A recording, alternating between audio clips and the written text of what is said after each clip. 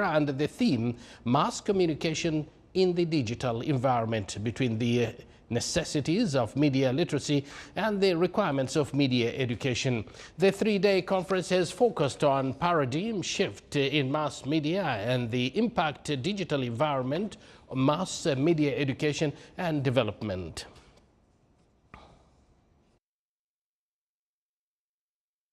Time-place barrier and the current pandemic situation. Participants from around 20 countries, including 71 researchers, have taken part in the international conference to discuss and present their paper on various issues on media production, policies and consumption.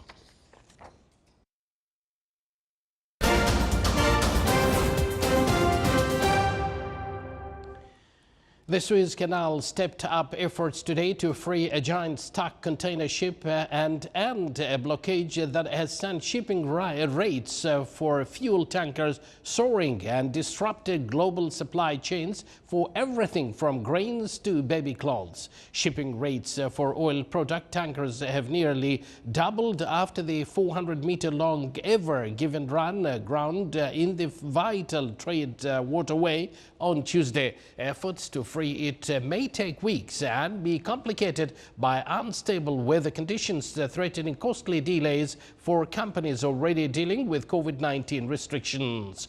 The Suez Canal Authority (SCA) said efforts to free the ship by tug would resume as soon as dredging operations at its bow to remove 20,000 cubic meters of sand are complete. The suspension of traffic through the narrow channel that links Europe and Asia has deepened problems for shipping lanes that were already facing coronavirus-related disruptions in supplying retail goods to consumers.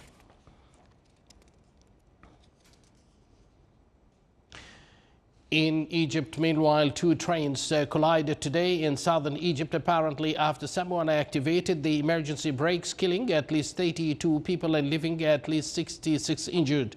Dozens of ambulances rushed to the scene in the southern province of Sohag.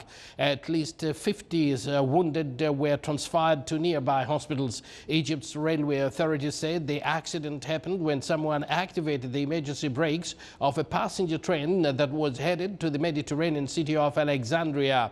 The train stopped abruptly and was struck from behind by another train. The collision caused two cars from the first train to flip over. Egypt's deadliest train crash took place in 2002 when over 300 people were killed when fire erupted in a speeding train traveling from Cairo to southern Egypt. Ethiopia's prime minister said Eritrea has agreed to withdraw its forces from the Tigray region, where witnesses have described them looting, killing and raping civilians. The statement by the Prime Minister Abiy Ahmed's office today comes after intense pressure from the United States and others to address the deadly crisis in Tigray. Abiy's statement after a visit to Eritrea says Ethiopian forces will take over, guarding the border areas effective immediately. Abiy only in the past week has acknowledged the presence of soldiers from Eritrea, long an enemy of the Tigray leaders who once dominated Ethiopia's government. Since the current Tigray conflict began in November, Abiy has been accused of teaming up with Eritrea, a former enemy, to pursue the now fugitive Tigray's leaders.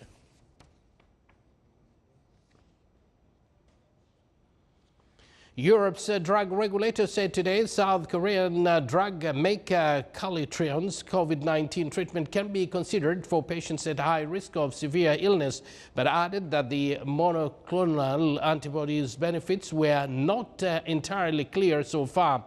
The European Medicines Agency EMA said the treatment Ragadamvimab may lower hospitalizations rates. The EMA's Human Medicine Committee also concluded that Ragadamvimab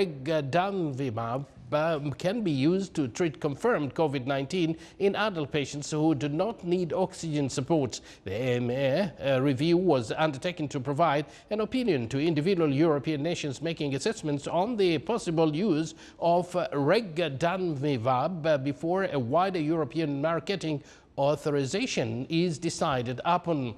Celltrion's drug and similar ones from Lilly and Regeneron being reviewed by the EMA are synthetically produced copies of natural infection-fighting proteins made by the human body to build immunity.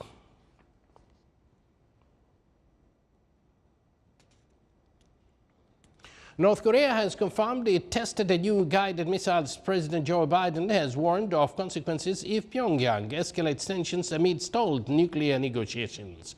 The North official's news agency referred today to two new type tactical guided projectiles. It said they accurately hit the target of the eastern coast yesterday.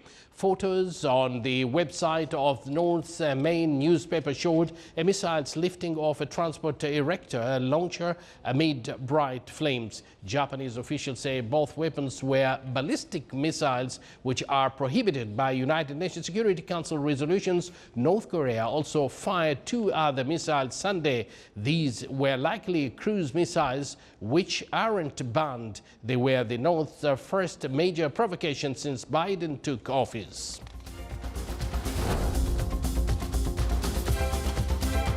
You are with the Sultanate of Oman television, and yet to come in our news bulletin,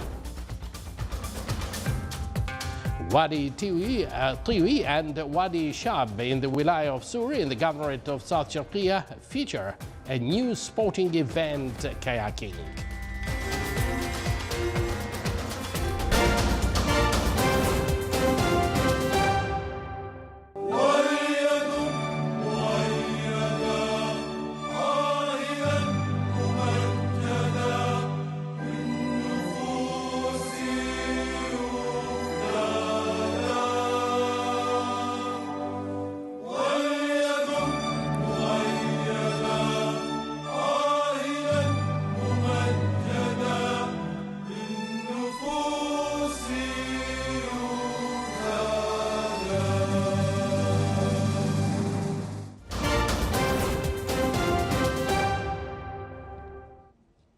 Welcome back to the news from the Sultanate of Oman television. Oman oil price May delivery recorded an increase by 3 cents compared to yesterday price amounting to $62.24. The average price of Oman oil April delivery reached $60.85 per barrel.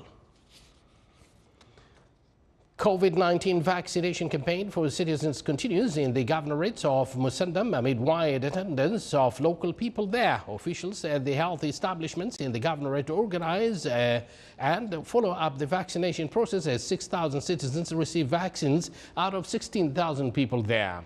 The vaccination includes all citizens of the governorate for all group categories starting from the age of 18 and above. This came due to the geographical location of the governorate and their regular movements among the neighboring countries and the governorates of the Sultanate. During the launch of vaccination campaign, the ministry also announced that COVID-19 laboratory test will be available for free to all citizens of the Wilaya of Madha in the governorate of Musandam at the average of 4 times in the year.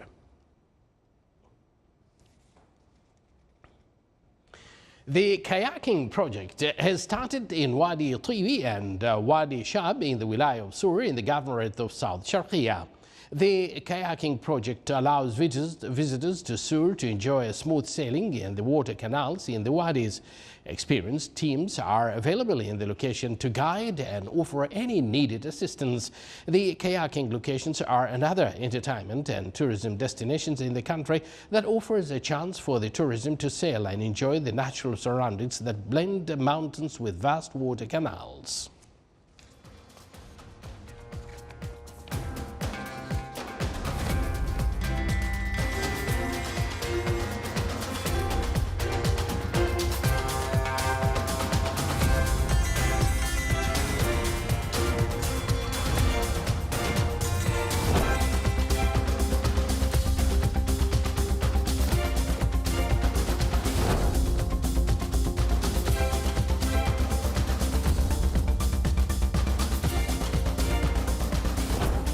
What a beautiful scenery there, and indeed they are enjoying. This is the Sultanate of Oman television. Before we end tonight's bulletin, here are the main points once again. The Sultanate is chosen to supervise the global counter-terrorism strategy during the United Nations General Assembly sessions.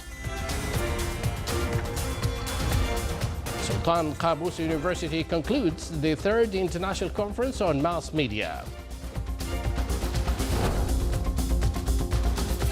And the Suez Canal continues its efforts to float and tow away the stranded ship.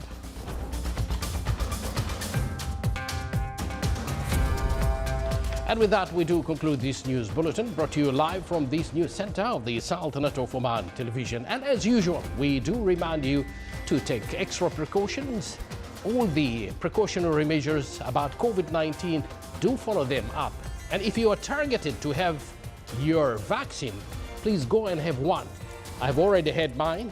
I was away for 3 days, but anyhow, things went very well.